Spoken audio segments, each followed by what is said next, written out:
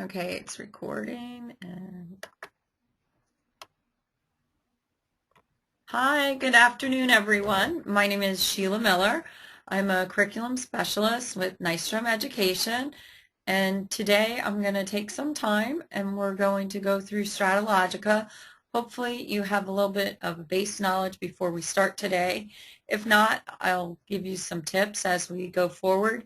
And when we're done, you can also get a follow-up email from us that will tell you where to find this presentation and other helpful presentations as you go through StrataLogica. So I'm going to flip back over to our presentation and we'll get started. Thanks for joining me today. And I should give you a little background about myself. My name is, as I said, Sheila Miller. I'm an Nystrom curriculum specialist. I work with the New York, New Jersey, Connecticut, and Pennsylvania schools. I'm a former educator. I owned my own state-funded pre-K program, actually not in any of the states I work with now, but down in Florida. And I've also been an elementary teacher in Florida and New Jersey. And now I enjoy being a professional educator and trainer of teachers in my area.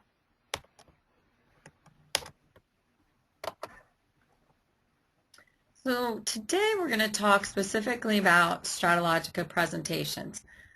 As I mentioned, presentations are going to be like the next level in StrataLogica.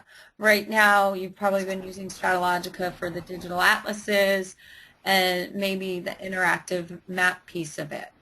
But what I'd like to have you do when we're done today is to see how you can teach your students using maps to orient them to where situations happened or are happening today by using StrataLogica presentations. I always use the analogy of a StrataLogica presentation is much like having a PowerPoint with maps as your background. So you get to teach your lesson showing students where things have really happened or are happening today. And by its nature, you're using the 21st century learning skills to cover your curriculum goals, which I think is important, not just to say that you're using 21st century learning. It's very difficult to keep your students engaged in your classroom if you're not making use of 21st century learning tools that are available. When we're done today, you will know what a presentation is in StrataLogica. You will be able to search the community for lessons. You will learn how to use your own personal gallery. You will be able to create a presentation. You will know how to share a presentation.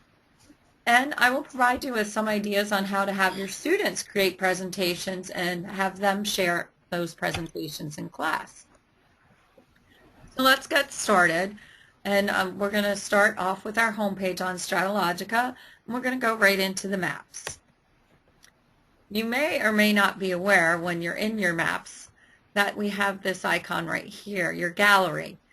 You should have, if you click your gallery, you should have some pre-made presentations that we made that are professional presentations that are pushed out to the entire community. Some of them are science related. There's one, the migration of the monarch butterfly, and some are current day, Ukraine and Russia. But we will go through a couple of them to give you an idea of what's already in your gallery. You will see that my gallery is rather extensive because I've been creating presentations and projects and custom views in StrataLogica over the last couple of years. So there's a couple of filter types up here so that as you build your gallery, you'll be able to sort and find information. First of all, you can filter by the type of presentation or project you're looking for.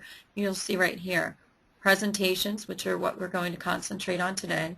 Projects are where you assign students to do projects on StrataLogica, and the whole project is done through StrataLogica. Custom view is just really one map that you've added some text, video, or whatever it is you've done to customize it. So it's a custom view of one map. Presentation, we're going to be putting together a few different maps together. You can also tag your presentations. I have already tagged some of mine. You can see down here, I have these as high school. I have elementary, You might want to label them world history, you might want to label it geography, symbols, whatever your topics or units are, so that it's easy for you to go back and find them when you want to reuse them. Or if you can just search by word right here where it says find. Now, this one I'm going to show you is a presentation that can be found on the community, and I'll show you how to search the community. I have already filtered my view to be just presentations, so you can see it's just presentations. But I want to go through this presentation because I think it provides you with a good idea of how having the maps and the backdrop really enhances your lesson. In this particular case, it's Holocaust survivor, and there are a couple of different Holocaust survivor presentations out on the community for you to view. So you'll see we start with where Leonard Chill was born. You can see because it's a presentation, we have a couple of different slides. They're labeled in case I want to skip through the presentation. If I want the presentation to go by itself, I would click Switch to Display. But I'm going to run through a couple of slides just to give you an idea of how this would look for you in your classroom. So it starts off with Leonard Chill and where he was born. And now we're in 1939, and his life is already being affected by World War II. And he is visiting, his mother's in France. She can't come back. She has to go to Canada. So now we're incorporating, other different areas. Now we're in 1942. You can see these little pins here are the different concentration camps and the different movements of Leonard Chill. One of them has a little story on it. This long line is one of the marches he had to do in between the ghettos. And of course, again, it's described in one of the pins. Then after the war, he goes to England to be reunited with his mother. And then afterwards, he settles in America, and he kind of jumps around America. And what I find really relevant here for students is this one person's life has been through so many different countries, and it shows a couple of things, that World War II really affected not just the countries and the people where the war was happening, but these other countries. His mother gets stuck overseas. She can't get home because the war is going on. And I also think it's important for students to see how diverse this gentleman's travels are, because some of our students, their parents were even born and live and are raised in the existing community. So it's great for them to see how others are traveling and how the history really affected other areas. Here's another lesson. Now this lesson you can find in your gallery. It was pushed out to everybody's gallery. It's on the Supreme Court. And I want to talk about it for a couple of different reasons on why I think it's important to have a presentation like this when you're doing a lesson in your class. So this particular presentation is regarding the Supreme Court. So this would be great for a civics class, or in any class where you're having discussions about some court decisions, because the first slide kind of grounds the students. Each one of these icons has a video. Who is on the Supreme Court? How does the Supreme Court work? Where does the Supreme Court meet? And in this particular case, there's a little video as well as verbiage on the push pin, but each push pin provides the students with some background knowledge on the Supreme Court. And if you look over here, you can see the Supreme Court justices are listed. And that's because the presentation goes through where each Supreme Court justice was born, where they're from, a little bit of a background on where they studied, and why I think this is important when you're having a discussion about the Supreme Court is that Supreme Court Justice Kennedy is going to have a different viewpoint, being that he's from California, than, say, Anthony Scala, who is from Trenton, New Jersey. So seeing where these people are from helps the students realize why there's such a diverse background on the Supreme Court. And then you can have your discussion about upcoming decisions. How do you think the justices may vote? What are some past decisions? Why do you think these justices voted this way? And I think it's important for them to understand where the justices came from, and having the United States as a backdrop and then each of these justices on there is a great start point. Here's an example of using a presentation to assist you in teaching history. As you can see in this particular case, there are no labels on the map. Hopefully you are familiar with that tool in StrataLogica. If not, it is one of the items that you can do in your toolbox settings, in the little gears icon where you can turn labels off. And you of course would want to turn labels off anytime you're trying to do some ancient civilization discussions. But you can see we've got relevant to the discussion, even though we're talking about ancient Egypt. Look, here's a picture of the Nile River Valley, and the Nile River Valley is still there, so it is worth looking at it on a modern day map, and possibly even a Google view. And now, again, the map has been kind of detailed, specific to ancient Egypt, the Old Middle Kingdom. Again, it's using a modern map, but the details are removed, and you're embedding some video that's relevant to the discussion here on who built the Egyptian pyramids. Again, this presentation is available to you through the community, and we'll talk about that next, how to find it. And if you have some of our history maps, this is a great way to incorporate history maps and modern day maps into a full presentation to give the students a good understanding of what the area was like for being in ancient Egypt, in the Old Kingdom, in the Middle Kingdom, and you can even bring it forward to modern day depending on what curriculum topics you're trying to cover. So now that I've shown you what a couple of presentations look like, let's go take a look where you would find some of those presentations. Go back to your home screen, and here we are at the home screen, and now we're going to go into this icon, Community. Once you go in your community, you will notice a couple of things. You will see that this number keeps going up. That's the number of presentations that are out there. With the advent of some states adopting Common Core, some states adopting state content standards, it's safe to say that it's becoming more universal in our country for third grade students to be learning similar topics, or ninth grade students to be learning similar topics. So this community is a great way for teachers to share their lessons, and you can use them, and then you can maybe share some of your own. You'll see the lessons. It marks who actually presented the lesson right here, Monica of the Davis County School District. Sometimes it will even say elementary school or middle school, and that kind of can give you an idea of if you'd like to look at it further. You can also search up here just by name. And so I've actually gone in and put in U.S. Civil War, and I'm looking at the different presentations, and I decide that I want to take a look at the major Civil War battles. And I like it because I think it's going to work. It's presented by someone from a middle school. I'm teaching a 6th grade class, and we're getting ready to cover some of the major Civil War battles. And I can preview each of the 5 slides, but then I decide, let me go ahead and copy it to my gallery. It's as simple as that for you to take these presentations in to your gallery and then pull them up to use in your classroom.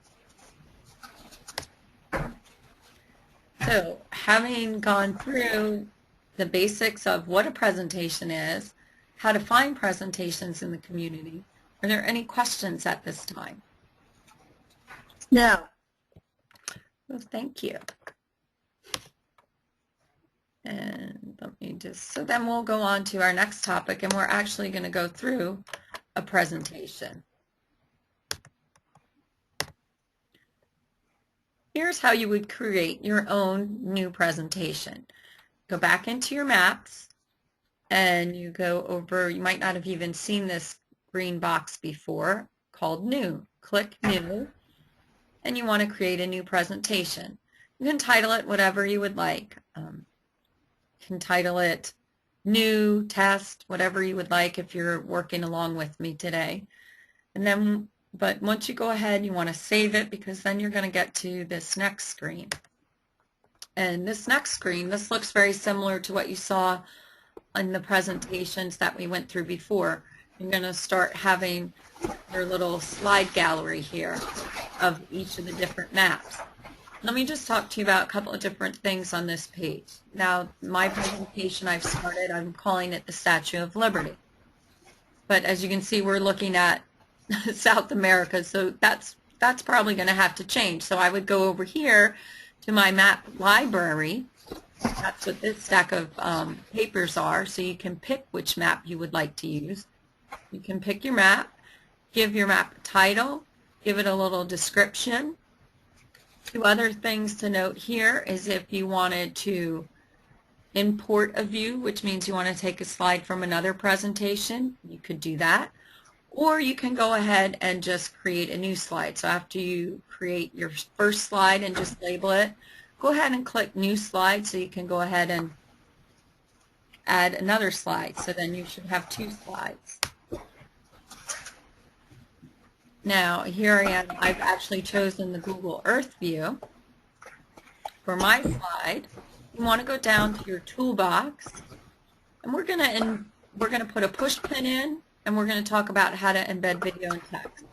You click your little push pin, and there it is. I'm marking the Statue of Liberty. I want to provide, the push pin is going to be titled The History of the Statue of Liberty, so that's what people will see next to the push pin when they look at the map. I have the option right here with styling to change the color of the push pin, to change the title color for that says The History of the Statue of Liberty. And then right here, let's just do the description for right now. And here's where I can just put in whatever text that I feel is appropriate and needs to be discussed in relation to, in this particular case, the history of the Statue of Liberty. The other thing you want to probably take note of is this little triangle up here. And that's going to tell you you need to save it. Anytime, bless you, you see the triangle, you want to go ahead and hit save. It's a reminder to tell you to save. Actually, I marked that here because that's how important it is. It's like in anything you're working on, whether it's a Word doc, PowerPoint, or Excel, you want to make sure you save and save often. And then here we are. I'm on my second slide, and here's where I want to actually put a video on. I'm going to label this video, this push pin is Caring for the Statue of Liberty. You can see I've already put a push pin down because that's green. And if you look down here, it has my choices of where I can pick embedding video from. I can go to YouTube, Flickr, Vimeo, TeacherTube, or SchoolTube. Now, one of the questions I frequently get is, well, what if I wanted to put video up? I was just at Gettysburg and I just did a tour of the battlefields and I want to share it with my students. Well, you can create your own YouTube account and put the video up there and then bring it in. The reason why we use these outside websites is to help with trying to follow the how do I want to say it, the proxy servers or what you have set up as guidelines in your school as to what can get past your firewall and what cannot get past your firewall. So that's why we have these specific sites set up so that the information can pass freely from them onto StrataLogica. Now, here's a course, and then let's talk about how to share a presentation, because now we've walked through how to make a presentation. Now let's talk about how to share a presentation. You will, again, you go up here to these icons you might not have been using before, and you'll see this little action button. We've talked about saving a presentation as, maybe you want to make a duplicate of it. Now these buttons down here allow you to go ahead and share the presentation. You can see you can put it on Facebook or Twitter, or you can email a link to somebody.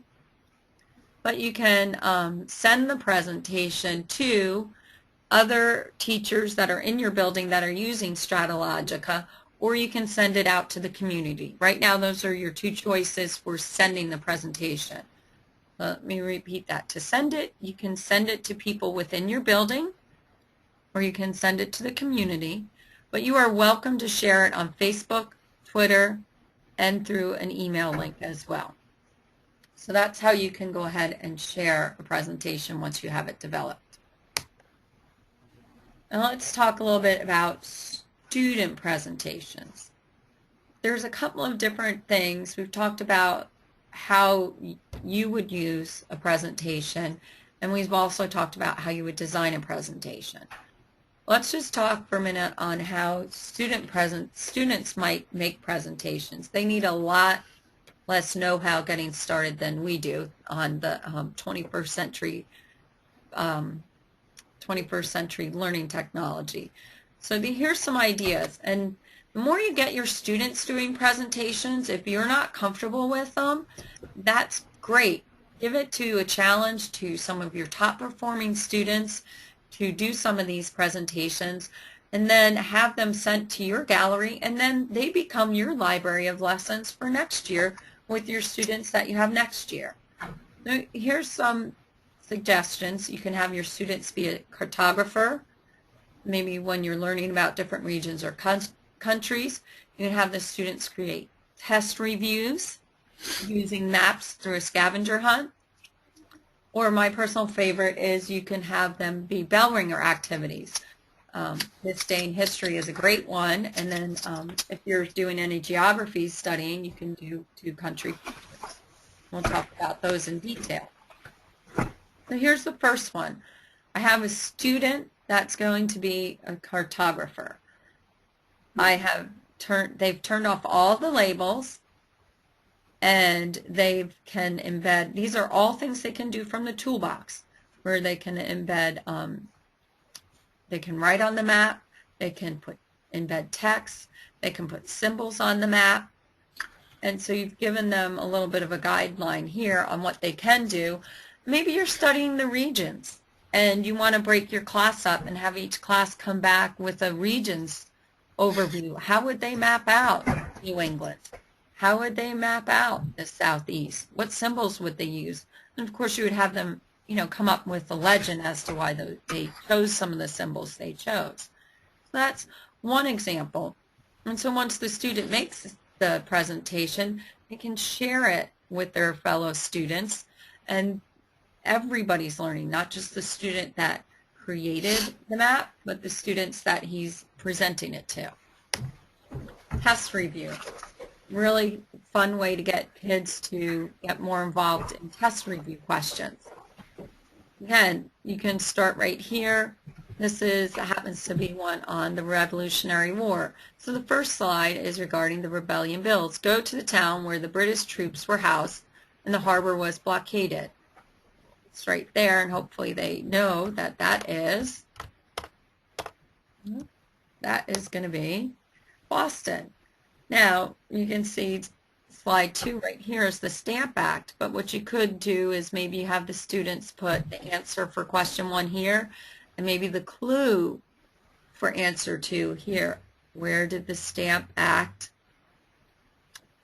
rebellion start? And that could be here, and then they go to the next one. It's just an idea to make it kind of fun for them, playing around on the map where different things happen as they're studying for their tests. Sometimes a little visual learning helps.